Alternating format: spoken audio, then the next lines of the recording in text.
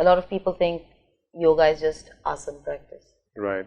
Meditation is yoga. So dhyan dharana, the meditation, is a subtler form of yoga to find our awakening, seeking, that is the unity with the higher conscious. I would like to bring in the first meditation that I received, and that transformation, that seed was precious, and I would like to share it with everybody. And just to explain, we are all going through struggles. I was going through struggles, and that's when it came into my life. So this is the precise moment. If this is the first time you are engaging in this topic of meditation, this is the moment that the universe has proposed to you to get into it. So I hope it encourages you to stay with it.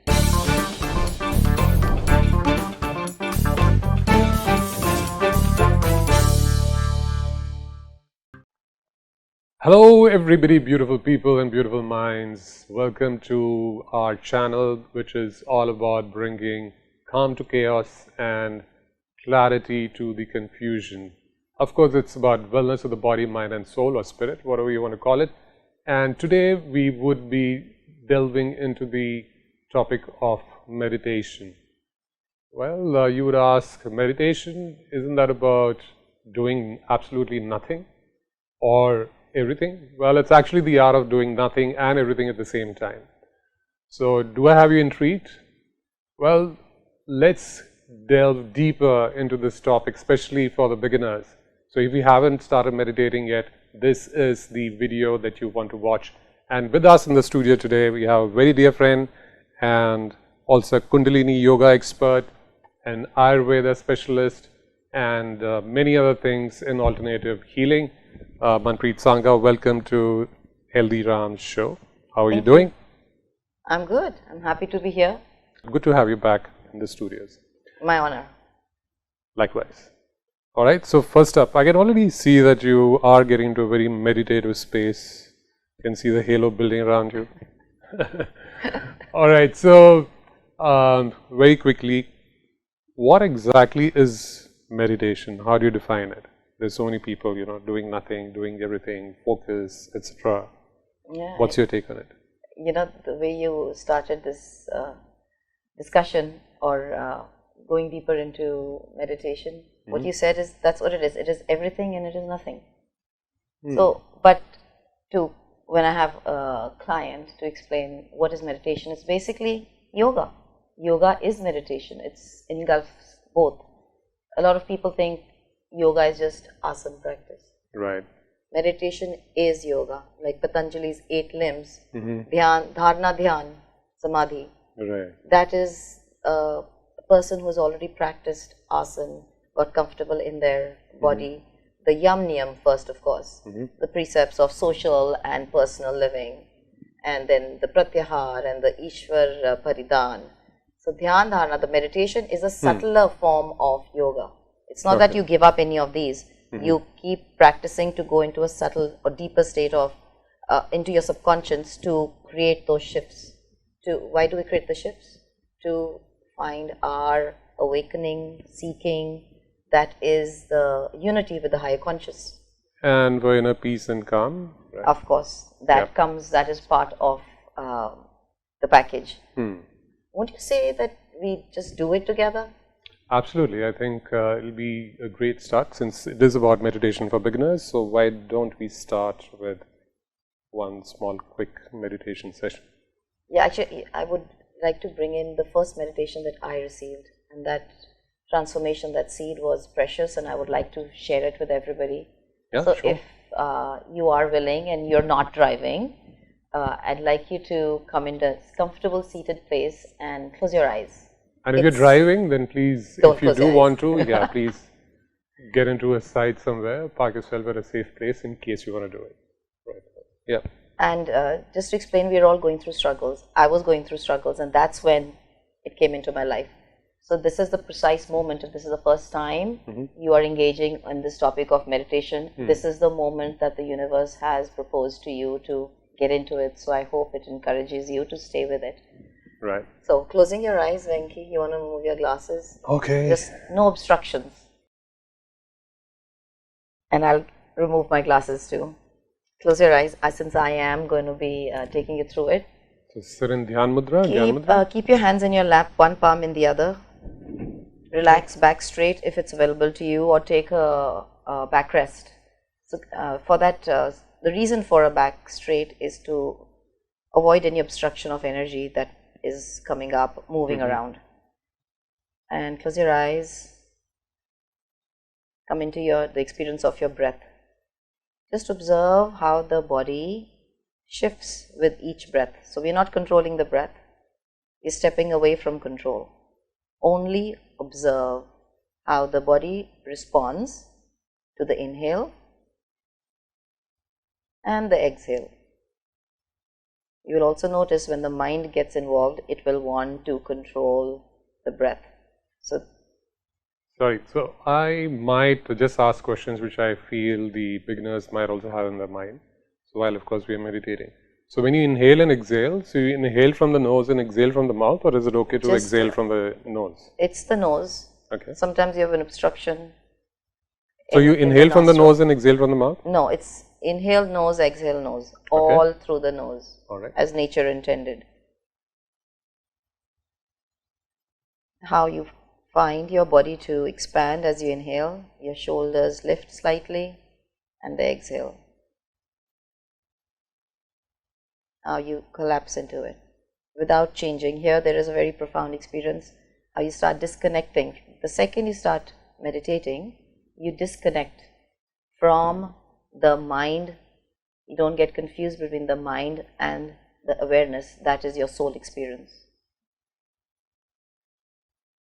And just to go a little deeper, now start experiencing the sensation of the breath around the rim of your nostrils. Experience the nature of the breath coming in through the nostril. What part of the nostril is getting stimulated, and when it exhales, what part of the nostril it engages with. Every moment is different. Even the temperature is different.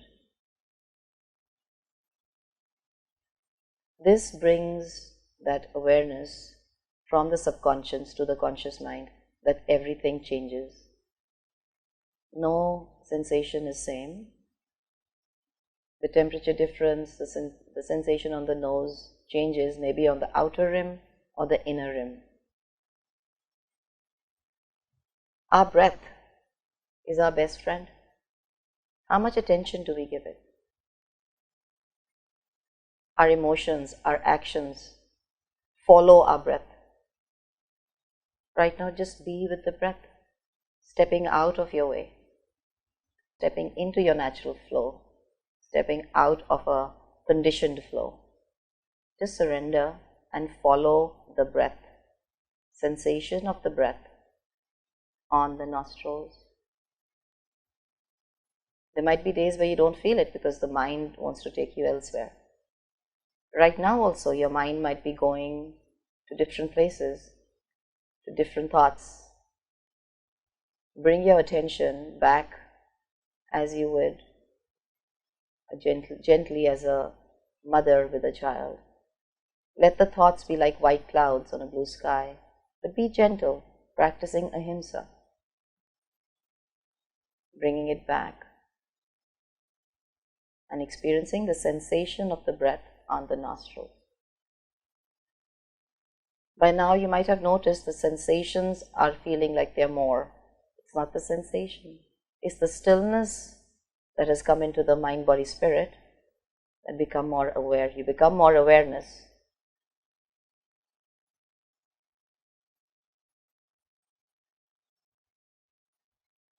So let's come out of it and we can exchange our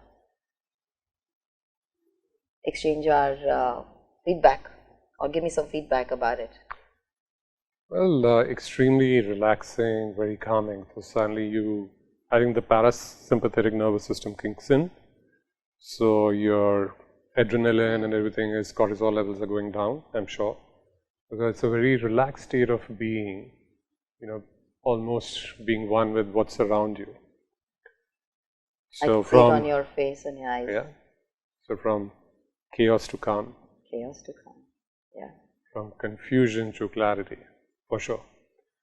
So if we can get on to some of the questions. So, Sure. of course, we've seen the first session, which itself is the meditative state that you can be in.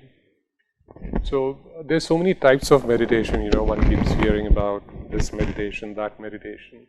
So, which one would you actually recommend for beginners and why? How should they start out? If I'm seeking out as a beginner, what should I do? I am nobody to recommend. People experience different things in life. They come across different things. There are apps. There's no Right. judgment there. Wherever you can, you get an experience and you're open to meditating, I would say just grab that opportunity. You have yoga classes, you have meditation teachers. I would suggest just start. And keep it simple. Rather than Yes. trying to say, I'll go and start doing Do a retreat. half an hour, 1 hour retreat or something. 5 minutes. Just 5 minutes, couple of minutes. 1 minute. Just 2 create minutes. that space around you. The idea is consistency, Yeah. discipline. Creating a habit creates discipline. Discipline gives you dignity, True. gives you character. Yeah. And in that character and with the discipline, that's where you get grace. And what is that grace? That is that grace of the higher power, God people call, right? Consciousness, whatever. Yes. Yeah. Higher consciousness, creative awareness, feeling that oneness. So, you mentioned about, of course, making a start. So, it's also important to create a right environment. Of course, you could, once you practice and you are in the flow, then you can get into a meditative state anytime. The experience once the yogis, of course, that's a different state altogether. But I guess it's important also to create the right environment around you so that you find a peaceful place where you can sit undisturbed and, start. Otherwise, anyway, your thoughts are all racing everywhere. And which is also okay, as you mentioned, that just don't get stuck with them and let your mind wander where it comes back. But what about the environment where you're doing? How important is that? So, it's our mind gets conditioned. So, if we condition it to come into a space that is quiet, so if the body is experiencing that, the mind will be easier to follow it. So, creating a little space in the house, maybe a cushion or the same place that you were going to practice meditation, same time would be nice. So, early morning is largely recommended because you've woken up, you've slept, you've processed life. So, without the mind is least distracted early morning. I agree. In fact, I also, when I practice my meditation in the morning, I find it gives you that the focus and the clarity that you need, possibly even the energy to take you through the day. You feel much more balanced, being able to handle, things and with more clarity and focus. So, again, when you're meditating, what should you focus on? Is it a mantra? Is it your breath? Or is it something else? I'm sure you have seen there are millions ways to meditate. Right. Literally millions. Everybody finds their flow by experiencing different meditations. I started with the breath. Then when I was able to I went into mantra. Right. Actually, I've come back into just simple. I've Watching practiced your breath. simple meditation, vipassana meditation. I teach Kundalini yoga, and we have meditations in that. So they're making a recommendation would be, like I said earlier, just start. Start with something, anything. Yeah. You mentioned, since you mentioned vipassana meditation for the beginners, those who don't know, can you give a short brief on what is vipassana meditation? What does it entail? Vipassana meditation is from the Buddhist philosophies and the Buddhist tradition. It is basically observing the sensations on the body. And the interesting thing is, you start with Anapana meditation. Anapana meditation is watching your breath that we just did. Right. So when they have 10-day retreats all over the world, and it's been created by Acharya Goenka. So do you also offer retreats for vipassana meditation? I do have retreats which combine vipassana, Kundalini yoga, community building, dance, art for healing, like we are speaking about. That, of course, is there on HealThyRam as well. Yes. Vipassana is from the Buddhist tradition. Vipassana means to look beyond the mind. We think that is what we are. Yeah. Majority of the people, we function from the mind, from the ego, from our experiences, relationships, feelings. This takes us, drops those attachments, and then you really see the truth of it. So I had gone for a 10-day Vipassana meditation. This is offered all over the world. Right. And again, I was introduced by that same person who had recommended meditation. It starts with first 3 days, they teach you Anapana meditation. Actually, you were asking me earlier, that is what I would say, just observe your breath, because that's the easiest thing to have. That's the only thing you have with you all the time. You might not have mantra, you might not have a teacher. True. You can sit anywhere and just observe your breath. And that is the most powerful meditation. Simple and powerful. Yeah. So, great. And just to remind our viewers that she also offers retreats, and you can avail the same on HealThyRam.com. So, the wellness retreats comprise of various activities which you can throw some more light on. Yeah, but I am excited about us collaborating together in December. Yeah, so we are that's right. planning this together. True. The ones I have so been you should doing, have them up very shortly. So I have been offering retreats in Houston, where I'm based. I have done some retreats at the Koti, at my ancestral village, which we have as a homestay. It's in a quaint village. It's like where you can meditate and just find your flow, because there are no distractions. It is a quaint village. It's not very industrialized. It's along a canal. It's surrounded by agricultural fields. So my retreats have always carried this element of come home to yourself. So I think the environment also makes a lot of difference, where you are one with nature, your stress levels anyway. I at least notice that when you step out of the city and you head towards the hills or anywhere, where you have abundance of nature, water, or anywhere, then your stress levels automatically come down, because you come into your natural state of being. All right, moving on to some of the other, questions that you might have on meditation for beginners. So, how do you maintain, focus during the meditation? Is that any tips? Because people also feel, oh, I'm not being able to meditate because my focus is shifting, which anyway, it's the simplest and the most difficult thing is to control your mind. And the mind can gallop, faster than the speed of light. You could be here, and the next moment you could be at the other end of the universe. So how do you maintain that focus? What tips would you give? Okay, one, like I said, early morning is the best time to get ahead of the mind. Right. And second is practice. You might even start to sit to meditate for the very first time, and do it for 5 seconds also. But that 5 seconds, if you've been able to stay with the breath, you've created a pure karmic moment. You've actually cleared some karmic debts. That's how powerful meditation is. You've reached a point in your subconscious that has opened up. And what is an opening? When you create space. Right. That is health. That is well-being. That is holistic living. Yeah. In fact, I think even science has proven that meditation can help, not just, of course, helping in focus, etc., and all that, but there are physical benefits, and benefits at all planes and all levels, of your well-being or your health. All right. So, and what are some of the common misconceptions or fears, that beginners might have, which you might have come across regarding meditation, and how can they overcome it? So, the most common one is, oh, I can't sit, So, coming from Ayurveda, you can see that, that everybody is going through a high vata. As you are growing older, your vata is increasing. Right. And especially the people who say, oh, I can't sit still.